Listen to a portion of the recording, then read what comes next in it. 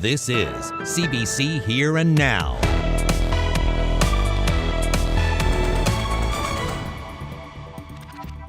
Well, it's week 2 of the faculty strike at MUN, and some students are anxious for a deal to be reached. As it stands right now, we will not have those 350 practicum hours to be able to graduate as registered social workers by our convocation date this spring. Left out in the cold. I don't mind staying out with or waiting for the bus, but the elderly, they shouldn't have to. They should be able to go in, sit down, get away from the weather. I'll tell you about plans to remove 2 bus shelters by the gathering place, coming up on Here and Now.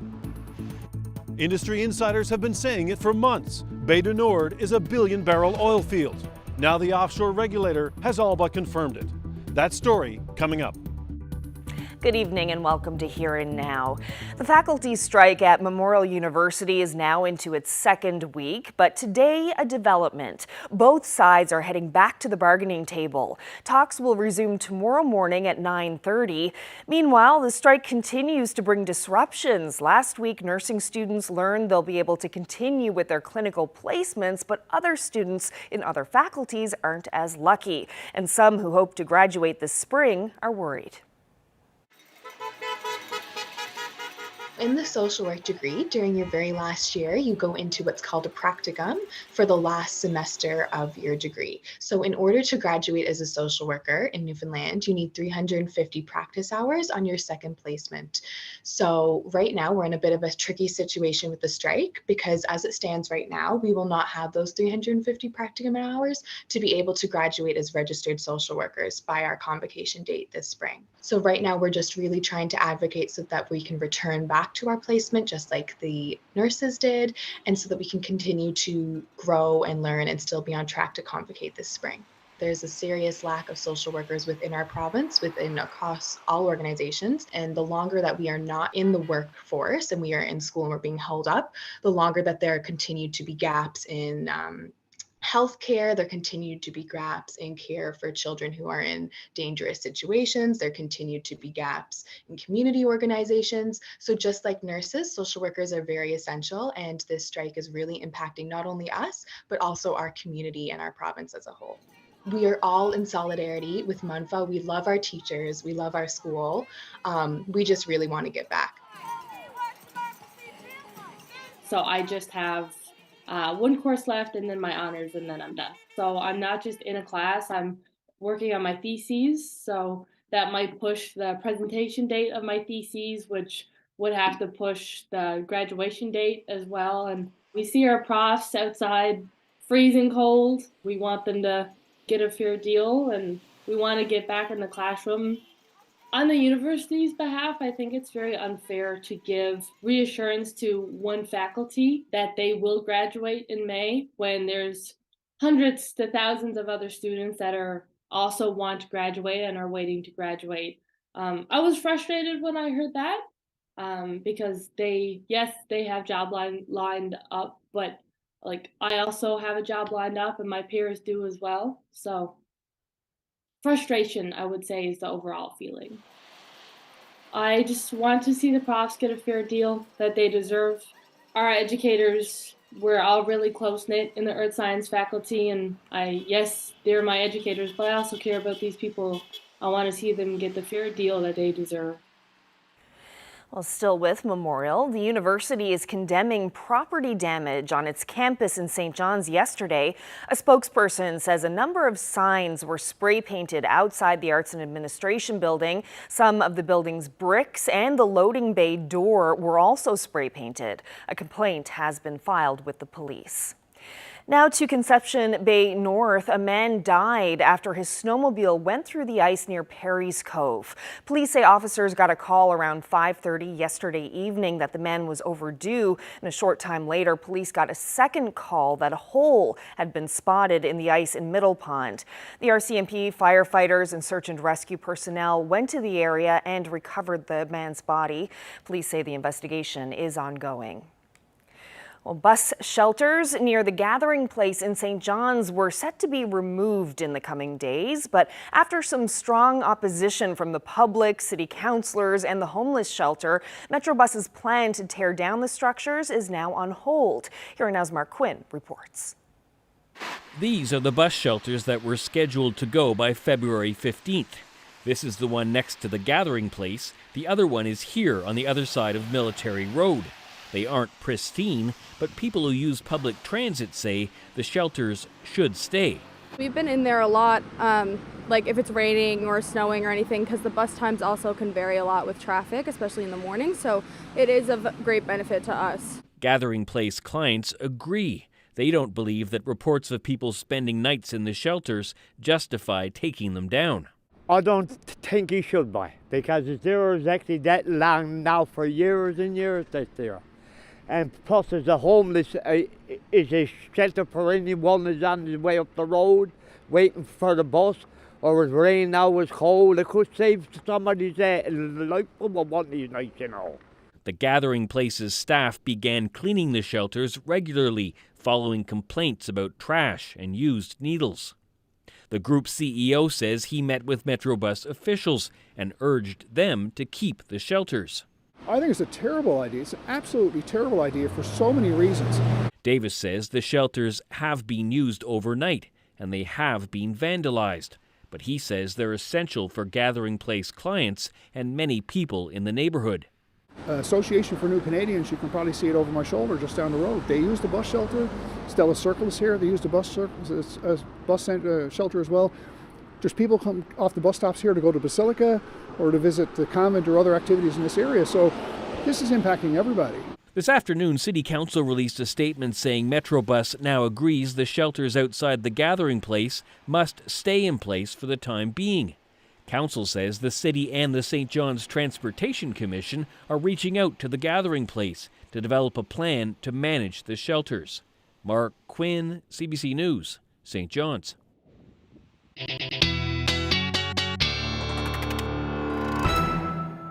Well, it was certainly a bitterly cold weekend out there across pretty much the entire Atlantic region, and a bit of a different story today. We were seeing those temperatures up above zero for a good chunk of the eastern Avalon today, and then we still have lots of snow across a good chunk of the island as well, certainly through central. You can't see it on radar, but it is there. If we take a look at the road conditions, definitely covered or partly covered. So what's happening is we've got a nor'easter that is just brushing Newfoundland and Labrador at the moment. That's where we're seeing that rain, but that will change over to snow as we head through the next couple of hours. We've got lots of cold air up across Labrador again, thanks to a big Arctic ridge of high pressure, and we still have those extreme cold warnings in place. There's that area of low pressure to the south there. That will be our weather maker tonight. But there's that extreme cold warning. Lab West and northern Labrador under that. Those wind chills expected to be into the minus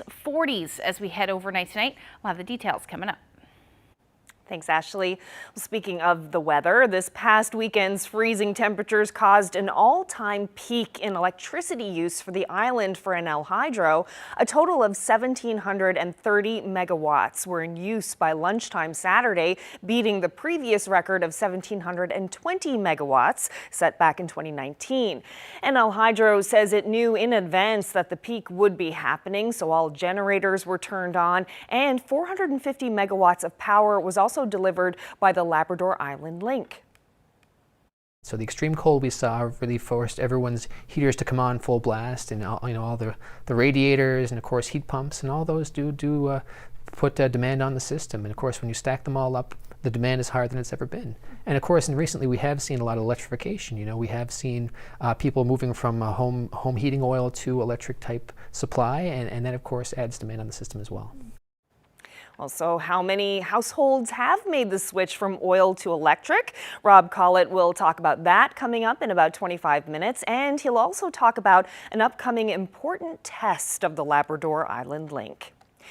Well, it's long been speculated, and now things are a little clearer. Equinor's Bay du Nord is very likely a billion-barrel oil project. Here Now's Terry Roberts reports. The news from the Offshore Petroleum Board didn't come as a surprise to this politician. That's something we are aware of, that the fine was significantly bigger than originally estimated, and obviously that's good news. The offshore regulator announced on Friday it had awarded Equinor a significant discovery license for Kappa Hayden, one of 2 discoveries made in 2020 in the Flemish Pass. The board also gave an estimate of the amount of recoverable oil in Kappa Hayden, 385 million barrels. That's nearly the equivalent of the original Bay du Nord discovery in 2013. And now, if you add up the 5 significant discovery licenses issued to Equinor in this area, the estimated amount of recoverable oil linked to this project is just shy of 1 billion barrels. That's more than 300 million more than Hebron. The new estimates are raising confidence that the massive Bay du Nord project will eventually be sanctioned, producing up to 200,000 barrels of oil every day by the end of this decade. But nothing happens unless the government and the oil companies can agree on a deal over benefits, including the amount of construction work that will be done in this province. Talks on that front are ongoing, and not surprisingly, neither side is saying very much. It's a big issue, obviously, and has provincial importance, and that's never far from our mind that we do want to come to an agreement because we think this is a huge opportunity for the province. Equinor is downplaying all this, saying in a statement that estimates are greater than 500 million barrels.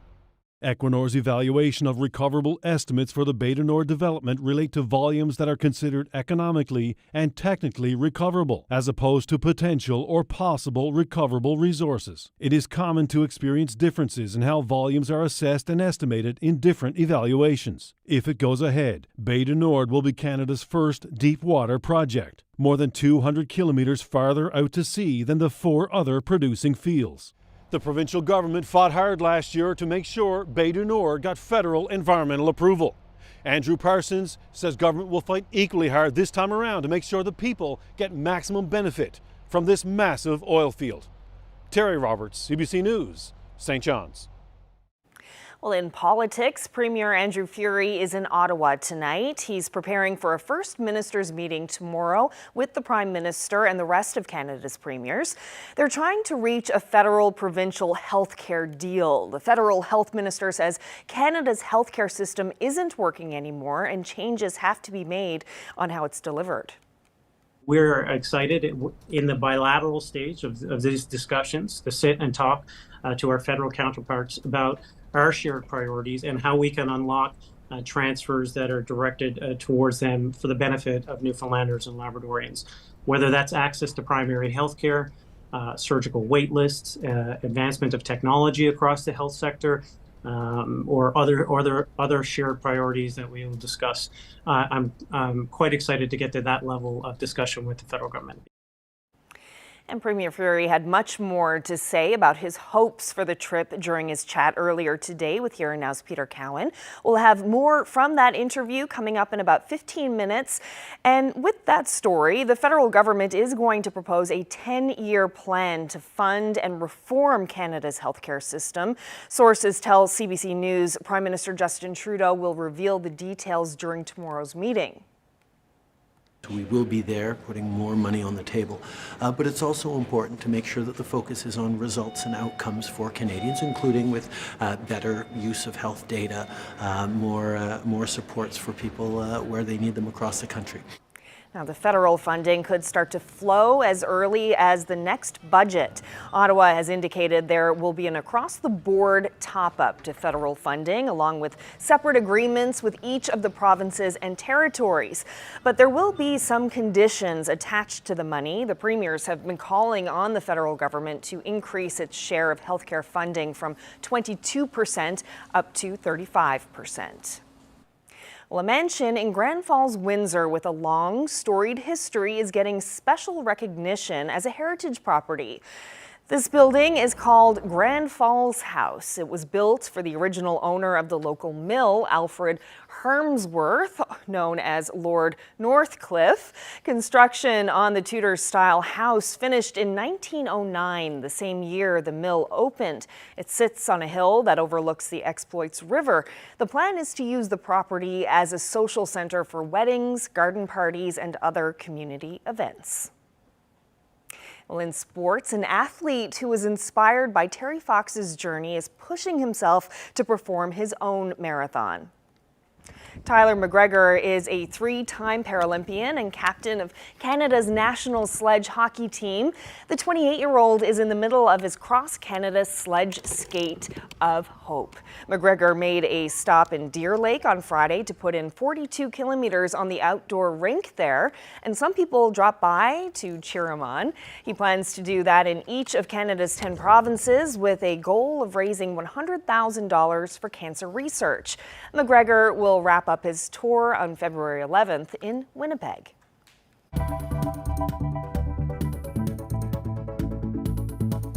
Well, rain working its way across the Avalon now, but that will change to snow very soon. We'll get into the forecast details coming up. I created a province. Well, Newfoundland actor Kevin Noble died on Friday. He starred in many stage and television productions in this province, but it was his portrayal of former Premier Joey Smallwood that really caught the public's attention. That's coming up a little later in the show.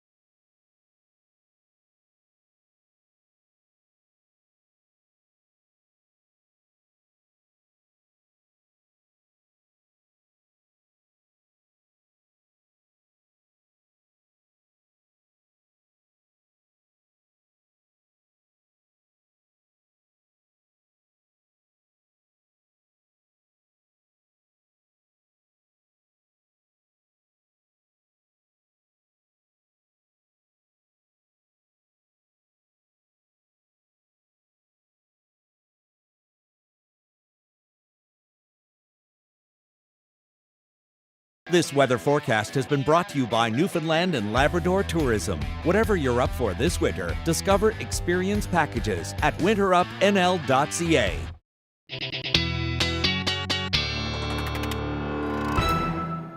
Okay, so before we talk about the weather to come, let's talk about the weather that was, and boy, was it cold. It sure was. Yeah, and people in Labrador West not only faced those freezing temperatures and high winds, but there was also some property damage. You can almost, oh yes, you can almost feel the cold watching this video. Yeah, the winds were blowing the snow around, and they brought down some trees and blew some shingles off roofs of an apartment building, but those shingles also struck some vehicles in the parking lot. Wow, yeah, some damage there for sure. The town opened its warming center, and while some people had busted pipes in their house, there were no major emergencies reported, so that's a good thing. Absolutely, yeah, winds were about 90 kilometers an hour. For the West Coast, for Lab West, and you can see the numbers of the winds this weekend were pretty incredible, actually. Gander tied that at about 90 kilometers per hour. St. John's topped out at 93, and then they just get higher. Happy Valley, Goose Bay, nearly 100 kilometers per hour, and then Port aux Basques actually took the top spot. A gust was reported at 154 kilometers per hour this weekend, so we certainly saw lots of wind, lots of cold. Speaking of frozen pipes, definitely seeing some reports of that across the island as well this weekend. The other thing was the snow. We talked about that blizzard on the coastal areas of Labrador. Makovic picked up 54 centimeters. That's what was recorded, but with those strong winds, it's nearly impossible to actually determine how much snow fell.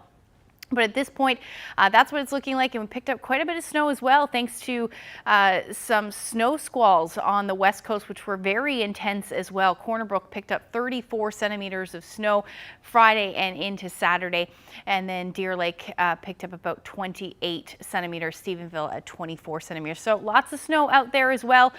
Temperatures today, though, you barely know that it was freezing this weekend because temperatures are right back up there. 4 degrees in St. John's this afternoon.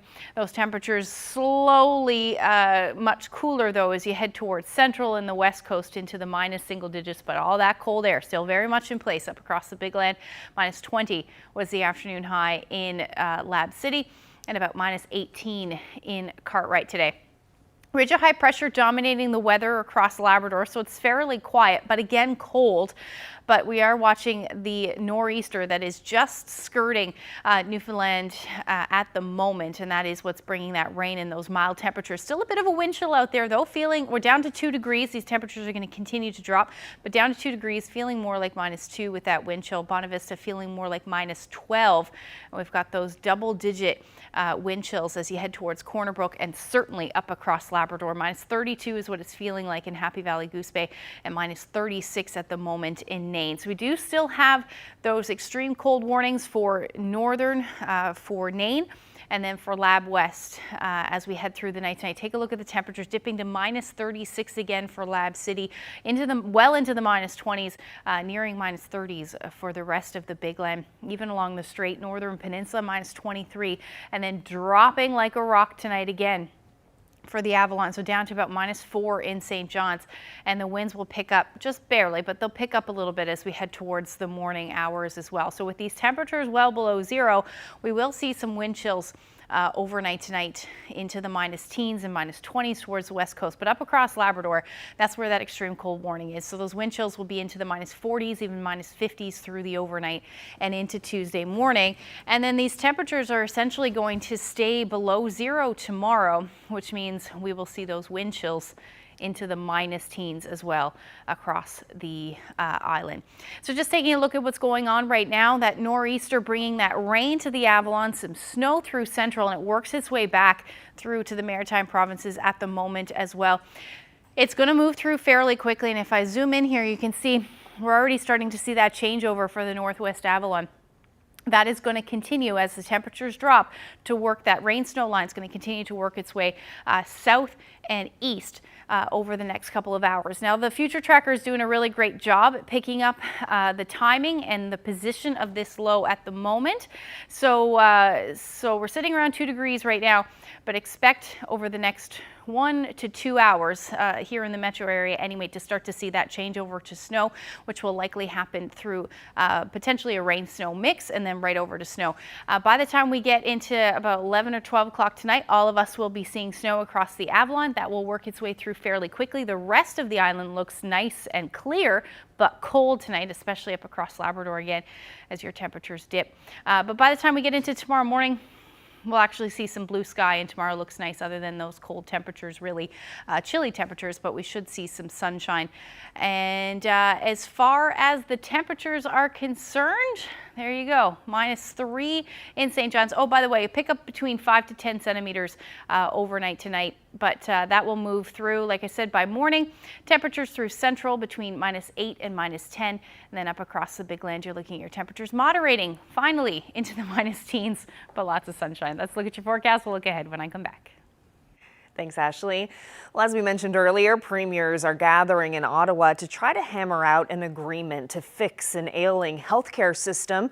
Ottawa says it's willing to offer more money, but wants to attach strings. So what does Newfoundland and Labrador want? Here Now's Peter Cowan spoke with Premier Andrew Furey this afternoon. So, Premier, give me an idea. What are you looking to get out of these talks with the federal government? Well, these talks have been proposed since I became premier, really. The CHT has been on the table, so I'm excited to be in Ottawa to see a substantive move forward towards reconciliation of this CHT debate. Because as you've heard me say before, Peter, there is only one patient, there's only one taxpayer, and I think all Canadians from coast to coast to coast rightfully want their leaders to move beyond the political rhetoric and towards solutions. And so being in Ottawa today and tomorrow, I'm hopeful that there will be that movement on both sides that come towards a solution-driven process for patients across the country, but specifically, of course, for Newfoundland and Labrador. So when you say a patient-driven process, what specifically, we're talking money, right? Like the province wants more money from Ottawa. Of course, yeah. And you know, I've heard the criticism about that approach being, well, it can't be just about money. But in Newfoundland and Labrador, it's not just about money. We have a plan.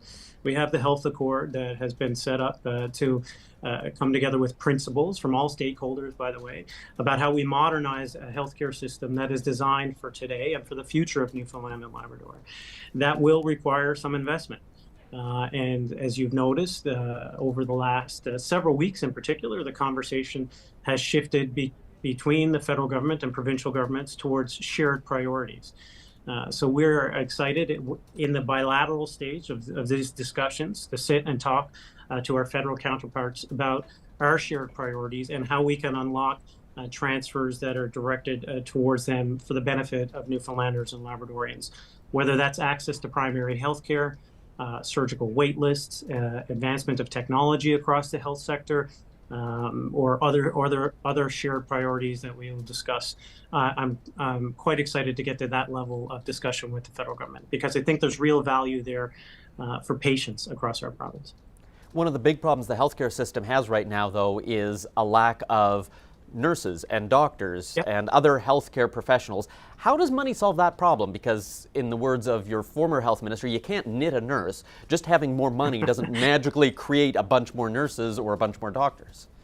Sure, but if you look at critically the etiology of the nurse crunch, for example, or the doctor crunch, some of it has been underinvestment in our schooling and our education, and some of it has been in the change of the way that people practice medicine and the scope of medicine that they're trained to practice. So people want flexibility. They want to be able to have a professional and personal work-life balance, and rightfully so. But the system wasn't necessarily designed for that. So when you look at people exiting the system, oftentimes it's going to take more to replace them, maybe 2 to 1 to replace a family doctor, for example. So we need to make sure that we're training more upstream to meet the demands of today and tomorrow. And that costs money. When you're talking about accessing virtual care, that costs money. That's an investment in technology. It's upgrades to systems. That all costs money. So money is not the answer by itself, but combined with a plan, it is an integral part of how we move forward. One of the things the federal government has asked for is more data so that it can monitor, does the money actually lead to shorter wait lists? Are more people getting access to a family doctor? Is Newfoundland and Labrador open to collecting more information and sharing that so the public as well knows whether or not those investments are working? Of course, and we already do that. High shares data on things like surgical wait lists for total knee replacements and other items. So there are metrics that are available currently. We're happy to enhance those with the federal government. We are, of course, as premiers, always accountable. We're accountable through the budget process about how we spend the money in all departments, specifically health for this one. So we're happy to continue discussions about how to enhance accountability, because at the end of the day, there is only one taxpayer and there's only one patient. Regardless of the level of government, people just want access, they want quality, and they want a service that is consistent across the country. And that's what we're committed to as premiers, I think, collectively, but certainly from our position in Newfoundland and Labrador. Well, Premier, thank you so much for joining us, and good luck in the discussions over the next couple days. Thanks very much, Peter.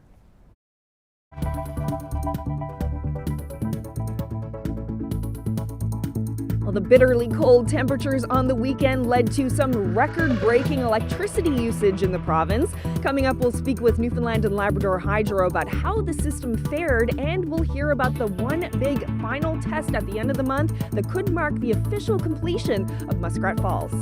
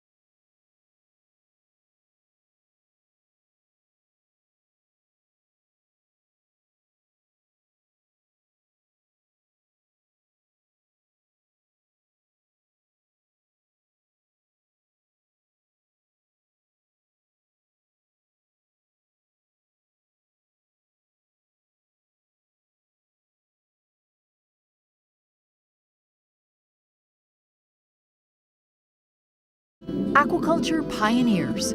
Back in the early 90s, Doug and Jennifer Keynes were farming scallops in Fortune Bay. Watch for this archival special, Sunday at 11:30 and Monday at 7.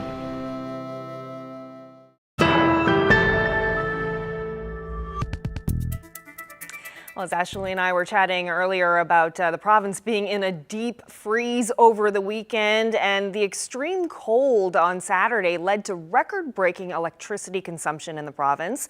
To find out how the system handled the surge in demand, I sat down with Rob Collett of Newfoundland and Labrador Hydro. Extreme conditions all over the province, blizzards in Labrador and extreme cold everywhere, and we saw record-breaking demand on our system. The previous number was 1,720 megawatts. That was from back in 2019, and then Saturday we reached 1,730 megawatts. So colder than it's ever been, and more demand than we've ever seen. Extreme cold in Nova Scotia as well this past weekend, and we do have opportunities when we have when people conserve on our system. Even though we were at peak, we did have generation available to help out Nova Scotia in the emergency they were seeing there too, because they were very tight on generation. So we were able to push power out over the Maritime Link, and that's one of the benefits of being interconnected these days. And also Hydro-Quebec, they were typically have lots of generation, but with the extreme cold they were facing, they were tight as well. So we had an opportunity to sell power to them at higher cost than they would usually get. So that helps put money in all of our customers' pockets as well. We've had lots of cold days in the past. So what was it about Saturday past that made it a record-breaking day? Yeah, and it really relates to those extreme cold temperatures that we saw. I think the coldest mass of air on the planet was over eastern Canada there the weekend, and that really drove up our demand. So the extreme cold we saw really forced everyone's heaters to come on full blast, and all the radiators and of course heat pumps and all those do put demand on the system. And of course when you stack them all up, the demand is higher than it's ever been. And of course, and recently we have seen a lot of electrification. We have seen people moving from home heating oil to electric type supply, and that of course adds demand on the system as well. How much more of a demand have we seen over the past year or so in terms of people switching over from oil to electricity? With the spikes we've seen in the cost of home heating oil in recent years, we have seen a lot of uptake.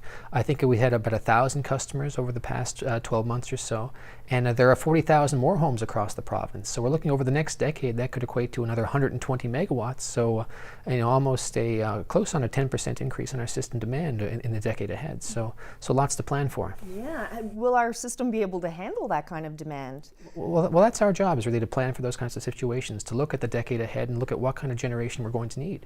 We're looking at adding new generation in places like Bay d'Espoir. That's kind of the heart of our hydroelectric system here in the province. So we have 7 units there now, so there's an opportunity for an 8th unit, using that renewable supply that's available to us to meet that growing demand. And can you talk about the Labrador Island Link? So it was used successfully on the weekend. 15% of the power came from there. Where do things stand with that, and what are the next steps? Sure. So we are hopefully very close to the end of that story in terms of commissioning that link. The link did pass all of its low power tests. So we have cleared it for operation up to 450 megawatts, and this past weekend it did work reliably for us up to that capacity. So the next step now is proving tests at high power flow. So right up to that 900 megawatt limit, that's what the link's full rating will be. So we need to do some testing later this month to ensure that all of the fail-safe testing, that the switching of controls and all those things work as it's supposed to. So those tests are scheduled to happen later this month, and when they do, and if they are completed successfully, we can call that link commissioned, and it becomes part of our normal base of operations, and commissioned, we can close the book. Is the software kind of the big hurdle that you need to get past? That is the last remaining piece right now. And and of course the software has been proven up to 450 megawatts. It's really just this one last piece, this one issue that we have that we're hoping to resolve with this upcoming test. And so if we can fix that one last issue, then we'll say this link is commissioned and good to go. But is there a possibility that people could lose power during that testing period? Yes, exactly. And unfortunately, that's what happened back in November. We were doing this exact test where we have, if you look at those towers, they're like a lowercase letter T with 2 big wires on each side of it, right? And what happens is we need to ensure that if one side gets hit by lightning or there's ice or something like that, that we can instantaneously and seamlessly pass all the power to the other wire. right? So that's a key reliability component of the system. And that works perfectly up to 450 megawatts, no issue at all. But we need to make sure that that can happen all the way up to high power. So we need to do that test at 700 megawatts. With any luck, people won't even notice that it happened, right? That's our hope and intention, is that it will be seamless, and we can, again, hopefully close the book. So if the test is successful, Muskrat Falls is commissioned, the book is closed on that saga, what will that mean for ratepayers? In terms of rates, yes, there would be a rate hearing sometime in the next coming year to look at how all of those costs do get put into rates. So we'll resolve those issues as well, and with the working together with the Public Utilities Board, we'll find the right way to, and the provincial government, of course, will find the right way to look at rate mitigation and ways to ensure that electricity is affordable for our customers. Well, a well-known and much respected local actor died on Friday. Kevin Noble passed away after a short battle with cancer. He was 72 years old. Noble appeared in CBC television productions such as Pigeon Inlet and Up at Hours, and in Gordon Pinson's film John and the Missus. But it was his role of Joey Smallwood that he really made his mark. Here's part of an item from our archives that looks at Noble's portrayal of the former premier. I created a province.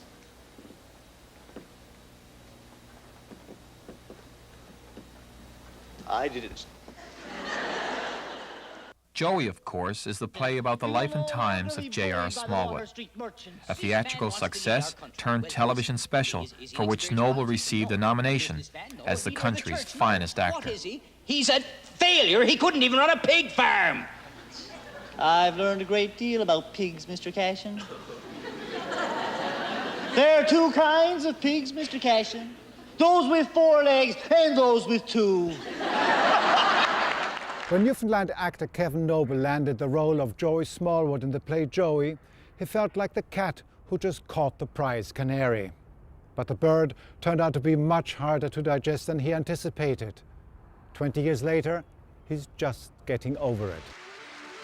Smallwood himself was there when the play based on his life opened to a packed house back in 1981. Good evening, ladies and gentlemen. Now, I've met the young man who's going to try to play me tonight. He's going to try, he'll attempt, he'll make an effort, he'll try. If I do this and they say, oh, it was a great show, but why did they get him to do Joey? You should have gotten somebody else to do Joey. You know, it would have been falling on your face in a big way before a Newfoundland audience. Noble Smallwood was a big hit. It went on to earn him a nomination for Best Actor at the 1984 ACTRA Awards in Toronto. I was delighted. I was honoured. I mean, my ego was getting stroked more than I deserved. Every now and then, when you're an actor in front of people, you allow yourself the luxury of being aware of what you're doing, how much the audience is enjoying it, how much you're enjoying it. And for a while there, every face I could see, they were sort of looking with a big grin and expectation. And what's he going to say? And I'm enjoying this is fun. What's coming up next? And the thought struck me even while I was doing it, you know, God, maybe that's enough. Maybe that's enough.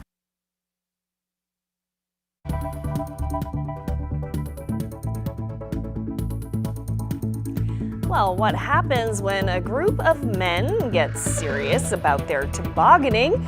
Well, it looks like a ton of fun for sure. We'll take you sliding after the break.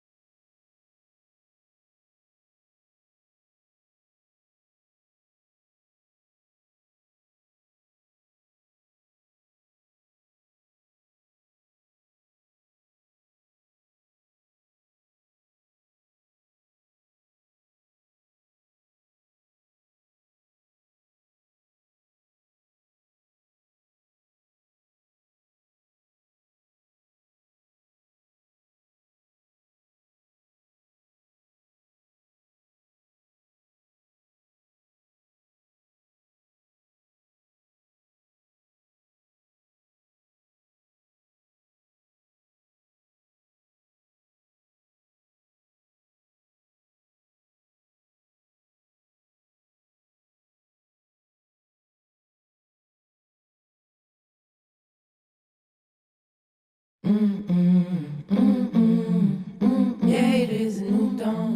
change maker is someone who is able to put the needs of others before theirs.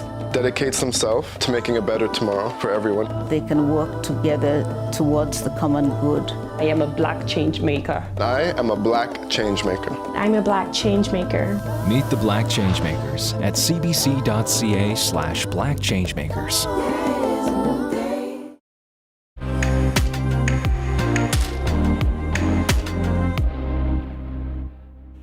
Well, for many kids and families, sliding down a snowy hill on a toboggan is a fun winter pastime. But one group of New Brunswickers is taking it to a competitive level. The Fredericton Toboggan Club built their own sled, and despite the cold, they're competing at a championship in Maine. Have a look. Let's go.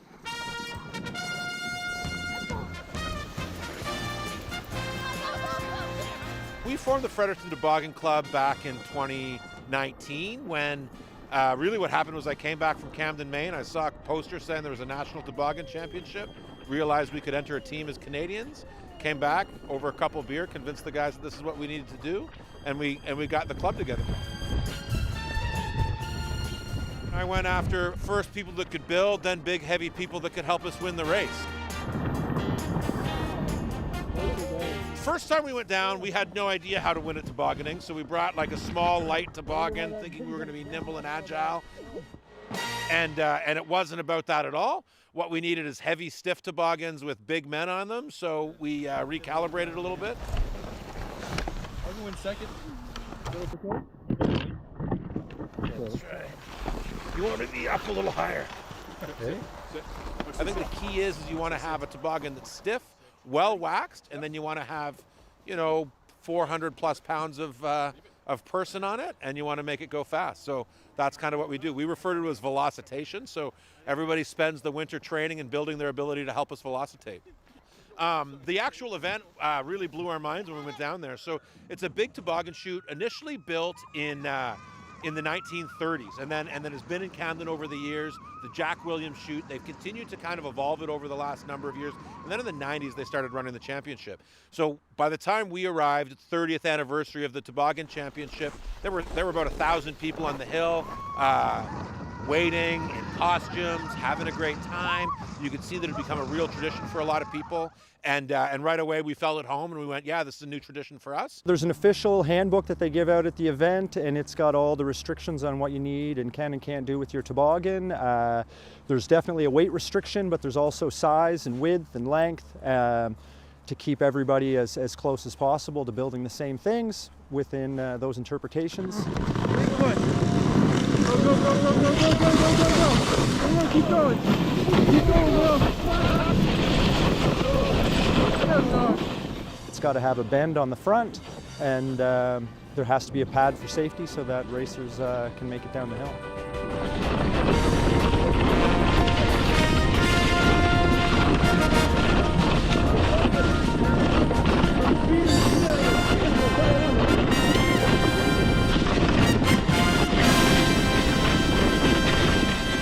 Woo! That was a success.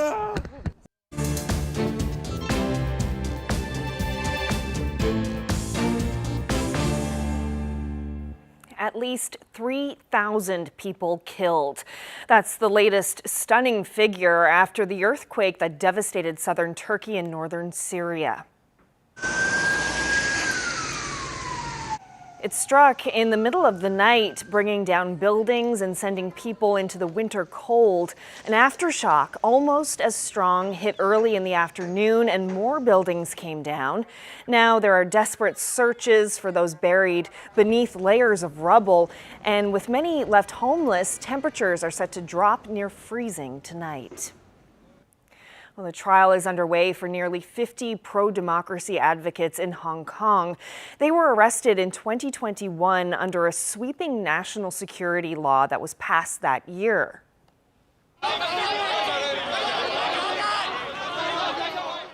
Hundreds of protesters, including family members of some of the accused, marched and chanted outside the courthouse. The activists are charged with conspiracy to commit subversion. Several of them had arranged an informal election in an effort to find more pro-democracy candidates for Hong Kong's territorial government. At least 8 of the accused are facing up to life in prison if they're convicted.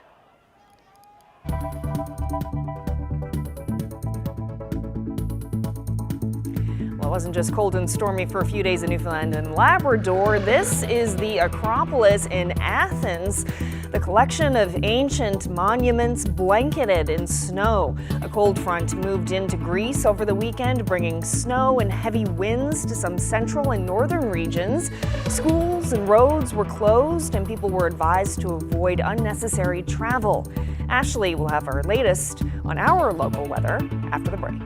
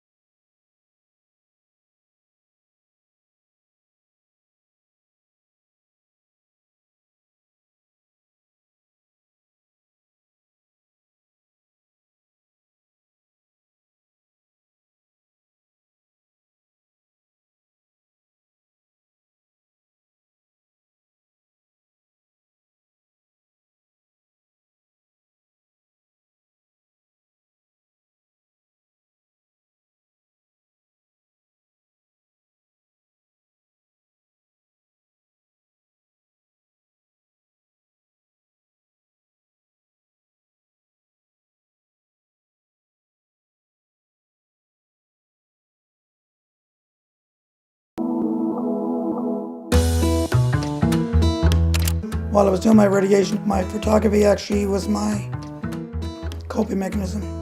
The crow was flying by Signal Hill and he had an egg in his mouth. There's a bit of tension there sometimes, but I'm becoming very good at diffusing that. I find black and white, it draws your attention into what's happening and you can kind of capture the emotions a little bit more. You know, there are lots of things going on, chances for you to capture moments that people love to see.